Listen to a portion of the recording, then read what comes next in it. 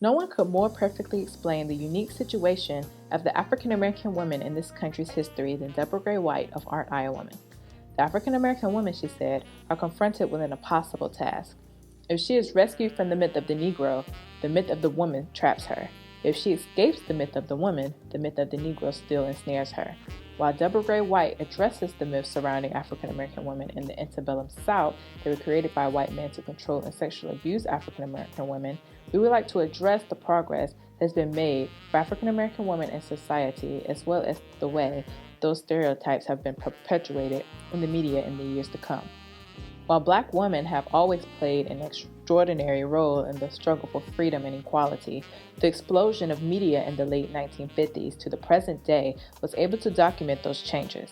Through music, television, radio, magazines, and movies, African American women have been able to shine, but there have also been instances in which those forms of media have taken cues from history and spread images that continue a cycle of oppression.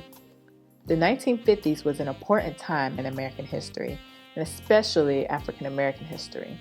The world watched as Rosa Parks stood up for her rights in Montgomery, Alabama, though took little note of the strength of Claudette Colvin in the same city. The 50s was a time to fight for change, but Americans could turn on their TVs or go see a movie in which African American women were still portrayed as the myth of the mammy, which had been around since the days of slavery. Actress Ethel Waters portrayed the mammy character on both TV and the silver screen, while people turned into their radio and listened to Chatty Hattie Leaper, the first African American female radio personality. It's interesting to see the juxtaposition of the growth being made, but also to note that century-old stereotypes remain extremely prevalent. The civil rights movement worked tirelessly against these stereotypes to create a new America in which all people could enjoy the same liberties. While brave college students, black and white, men and women, were making a name for themselves in the movement of the era during sit-ins and protests, African American women were making progress in the media. Good Times showed the first African American family on television, and Esther Rolle played a loving mother who worked to support her family. While this show was in one light a win for the African American community, it also duly worked to present a negative portrayal of black people living in poverty. During the same decade, Katiti Kurande was the first African American woman to grace the cover of Glamour magazine in 1968, and Diahann Carroll demanded to have roles on the silver screen, equal to alongside white actors. During the 1960s, the NAACP worked to obliterate the Jim Crow America that was created post-Civil War and had unprecedented victories in the U.S. court system.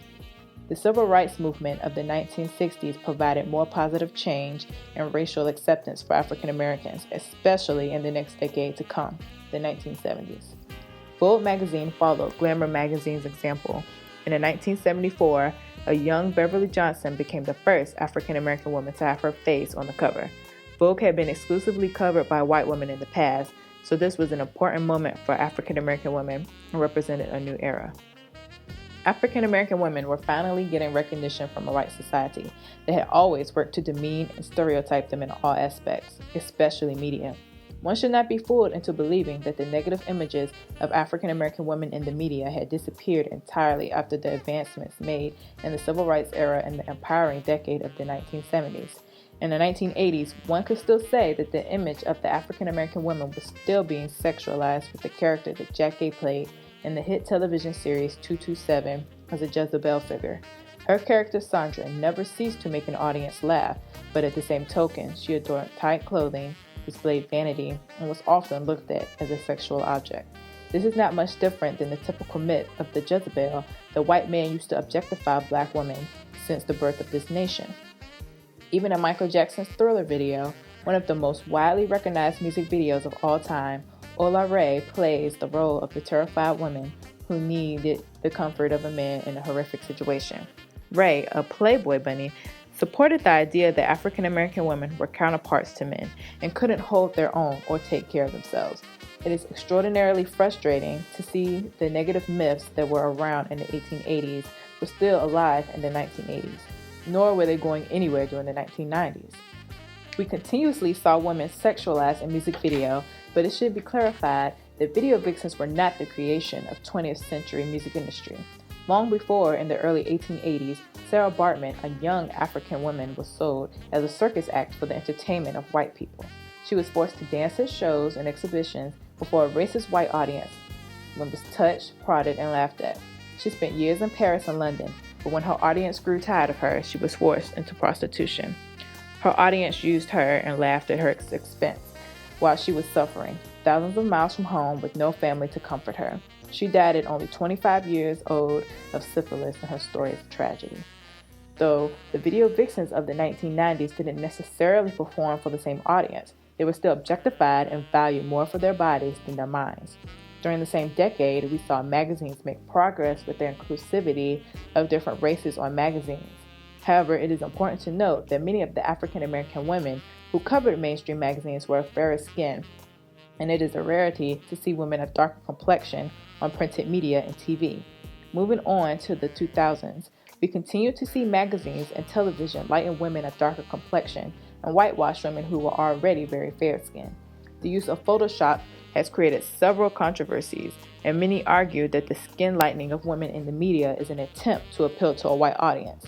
It is disheartening to see the progress that has been made over numerous decades regularly gets overshadowed by the efforts to appeal to a white audience. Why and who creates the images that lighten African American women or women of a darker complexion? Are those images approved by the women who are being photographed, or are they being marketed by people in positions of power? The same questions could be asked about women on shows like Basketball Wives. Some say they represent the image of a modern Jezebel character. These women on reality TV are often portrayed as gold diggers and overly sexual. As far as their appearances, they are often curvy and lighter skinned with straight hair and are often commented on their exotic looks. But who is their audience? What message do they want to send? And are they merely trying to sell themselves to an audience the same way Sarah Baartman was sold as a circus act? Or are they being directed to look and behave a certain way?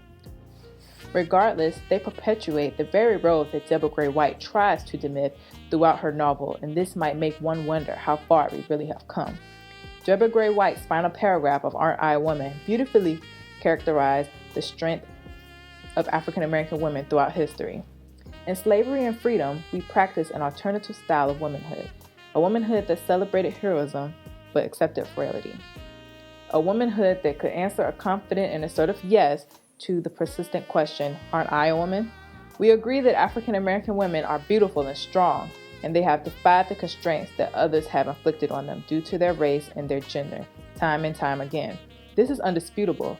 However, we would like to ask, as critical consumers of media, how is it possible that we are still seeing African American women presented as the same stereotypes that are centuries old?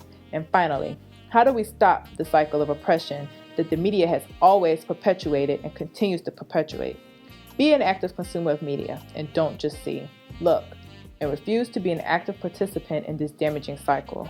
It is up to you to open your eyes and the eyes of others.